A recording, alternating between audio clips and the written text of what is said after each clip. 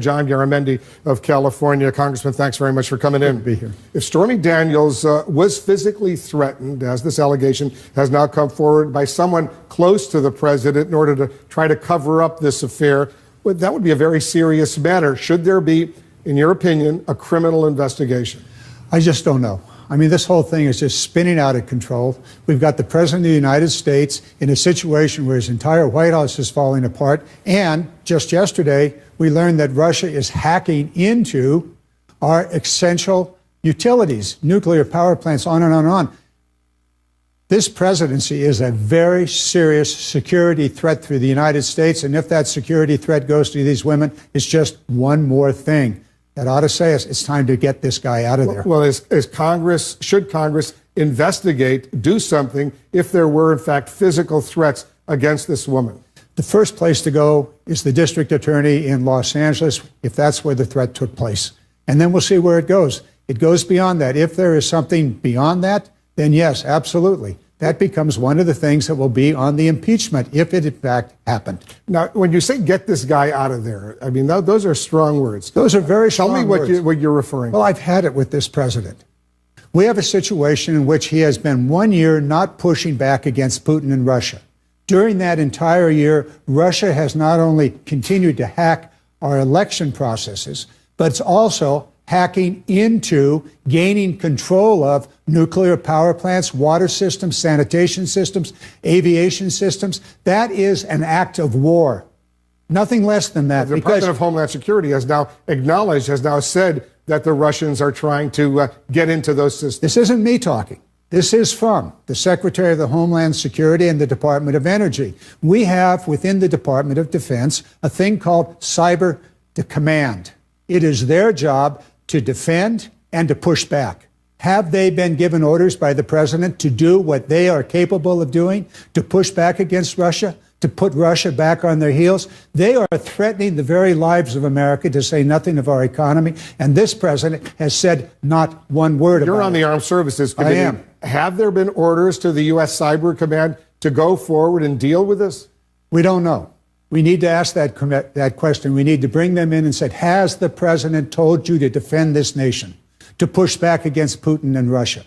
If not, that's a clear dereliction of the constitutional responsibility of the president of the United States. Well, you want him to be impeached? Is that what you're saying?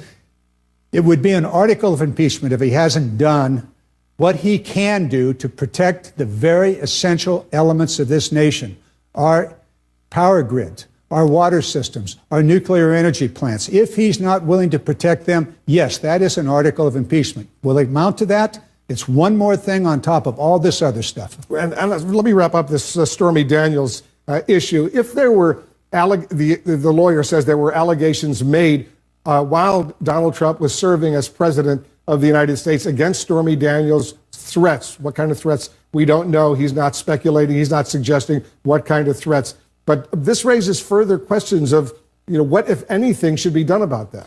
Well, certainly it's a subject of investigation. I said, first of all, let's get the facts. It's an issue for the district attorney and probably in Los Angeles, if that's where the effects took place. If there is something here, then yes, there ought to be an investigation. But do not count on the House of Representatives to do their job. They have completely abandoned the people of America by not continuing the investigation into what this president did, what his team did, what happened during the election, and what other kinds of things are out there with regard to Putin, Trump, and Russia. You're talking about the Republican majority in the House Intelligence Committee, but are you saying all Republicans in the House of Representatives have abandoned their responsibilities? I don't see one of them standing up and saying, we need to know. We need to know what happened so that we can put in place laws and programs to protect this nation's democracy. And now we have these cyber attacks. I don't hear from them. Where is the Speaker of the House of Representatives? You think this thing shut down without his permission? No. He allowed it or caused it to shut down. He is right there. It is his job, as it is mine, to protect this nation. So you're suggesting that the Russians are engaged in these cyber attacks against power grids, whatever, nuclear power plants, that they're threatening to do so? I'm not suggesting. This comes from the Secretary of Homeland Defense and also from the Department of Energy. We have a full report on that coming up, but what should the U.S. do about that? we must do two things. First of all, put in place the defensive mechanisms that we have at hand. That's what Cyber Command is in the Department of Defense is supposed to be doing. Secondly, we must push back. Sanctions are good, but we can take other actions. We can make it very clear to Russia, you have messed with us, we're not taking it, and here's what's going to happen to you. Tomorrow morning, here's what it'll be. Strong words. What about General McMaster? He's supposedly now on his way out as the president's national security advisor. Are you okay with that? No, I'm not. I want to know who's going to replace him. Well, the speculation is John Bolton, the former U.S. ambassador to the UN during the Bush administration. One of the neocons that got us into the Iraq War. There's a great idea. No way. So you would? No, I don't think so. You have confidence in McMaster? I have certainly more confidence in him than I do in Bolton because I know what Bolton did to this country in the early 2000s.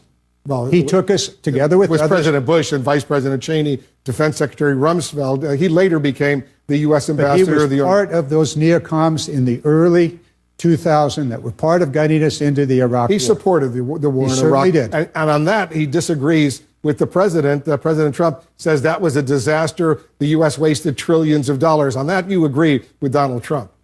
I do find agreement in places with him, but that was long before he became president and became commander-in-chief of the United States military.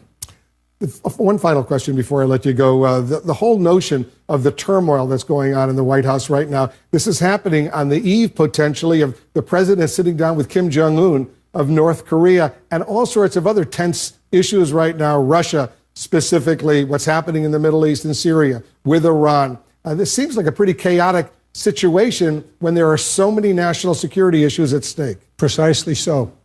It is the chaos of the White House. It is the inability of this president to be consistent over time that puts us at extraordinary risk and extraordinary danger. The negotiations, yes, we ought to be negotiating with North Korea. The president at those negotiating tables, take a deep breath and pray. You're worried about that? You bet I'm worried about it. When he sits because down with he's Kim so Jong-un. inconsistent. Yeah. You have no idea what he's going to say. He's probably not going to be prepared. He doesn't seem to want to take serious briefings from serious people that understands. There is no ambassador in South Korea. There is no assistant secretary for the Far East in the State Department. The State Department's in chaos. This entire administration is not only in chaos, but it is extraordinarily dangerous. The consistency, the objectivity, the planning that is necessary for the strongest nation in the world to be secure and safe for the rest of the world, not only ourselves, isn't happening. Congressman Garamendi, thanks so much for joining us. Thank you.